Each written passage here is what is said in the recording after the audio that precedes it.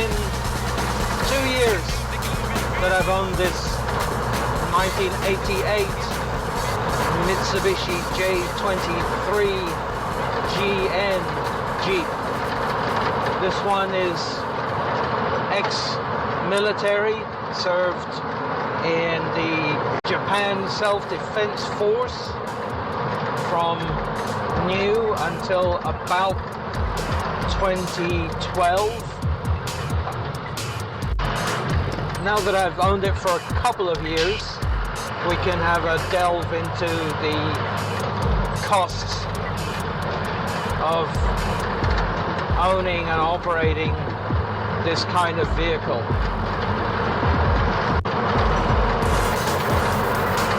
I'm going to break the costs down into 4 categories. First, fuel.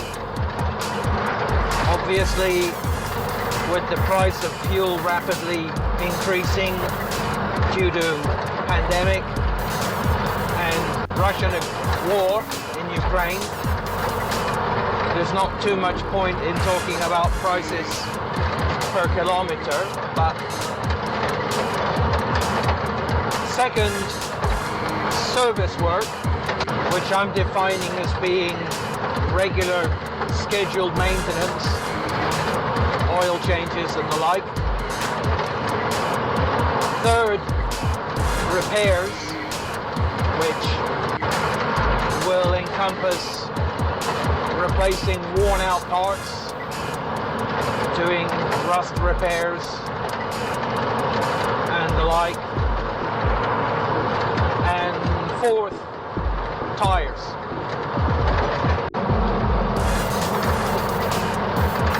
So in terms of fuel, my average fuel consumption over these last 2 years is about 8.27 liters per 100 kilometers of diesel. Since I got the Jeep, I've purchased 1,488 liters of diesel. The worst fuel consumption that I've seen has been about 11.5 liters for 100 kilometers, and that was all heavy mud slogging, rock crawling, off-road work. The very best I've seen was 7.27, and this was purely highway cruising, very little time in traffic, no extensive idling, etc.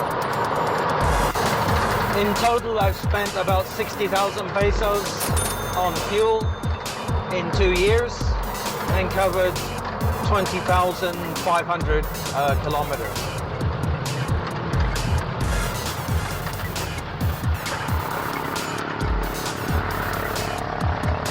Now, in terms of service, I change the oil every 5,000 kilometers.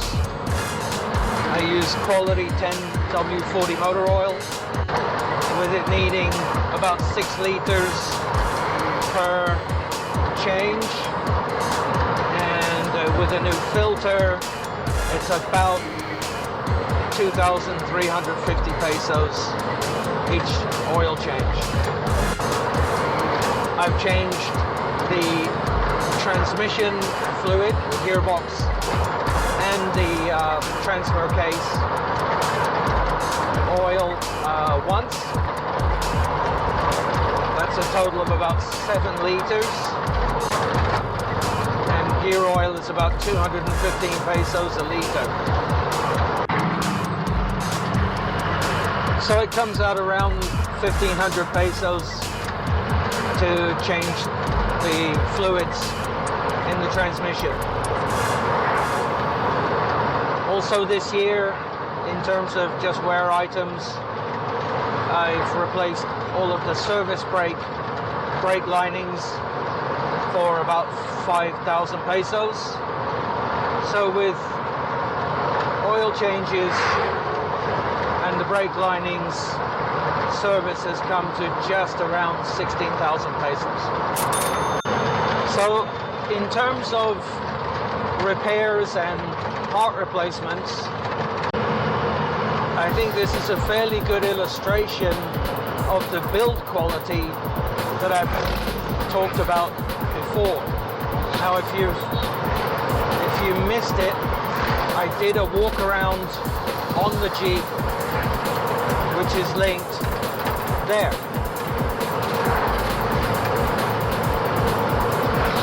In the time I've owned the Jeep, I've replaced a water pump when the bearing failed in the water pump and took out the seal, and the brake master cylinder started to leak and was overhauled with new seals.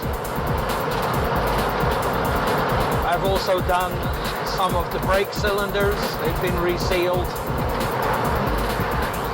The clutch, we put in a complete new Pajero master cylinder because the original was quite badly fitted, couldn't be resealed. And the clutch slave cylinder was also resealed.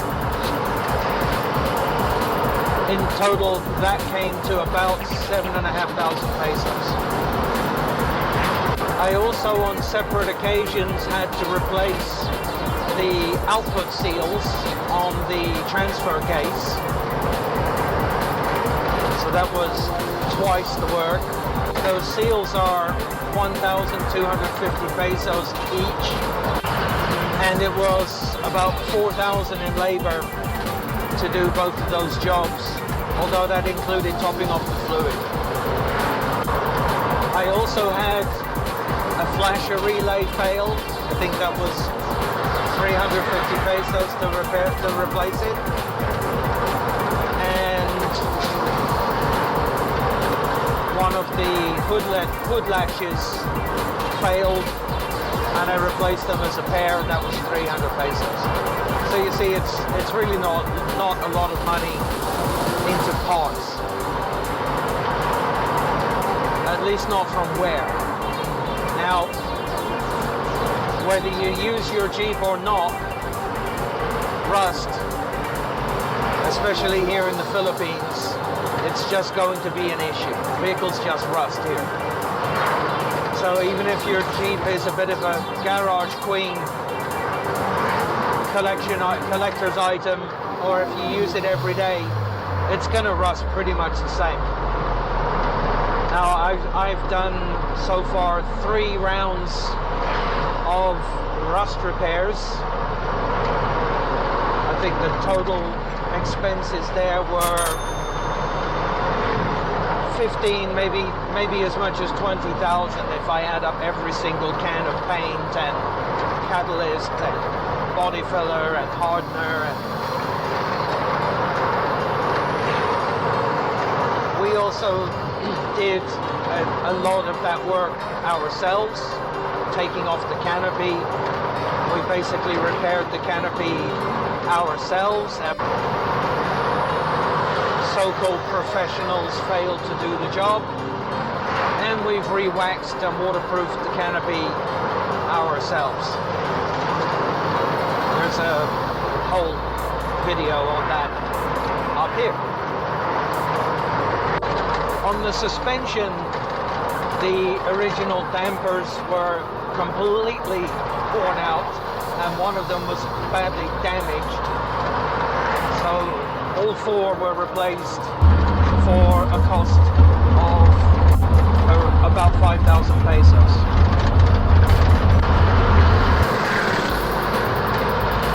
So all in all, in repairs, I think I've spent around 40,000 in 2 years, but the Jeep is improved and has less rust, and it subjectively looks better. And I have have the peace of mind knowing that the brakes are in top shape. When I first got the Jeep, she had 5 original non-directional tires, or the classic car grip tire, which, as they are classics, are quite sketchy in the wet and worse when worn. And I did about 5,000 kilometers on them before I got scared and replaced them. They were pretty well done, and they were not a matched set either, so some of them might have been very old. And I had to unfortunately replace all of the tires with modern radials because at that time, due to the pandemic, there were simply no replacements available. Now, that also meant that I had to replace the original steel wheels with aftermarket items, but as I consider that an upgrade rather than a repair or a replacement, so I won't talk about that. I put 5 brand new Achilles XMT mud tires on the Jeep for a cost of 6,500 pesos each. Those have done now 20,000 kilometers and they are about half worn. So I expect them to go about 40.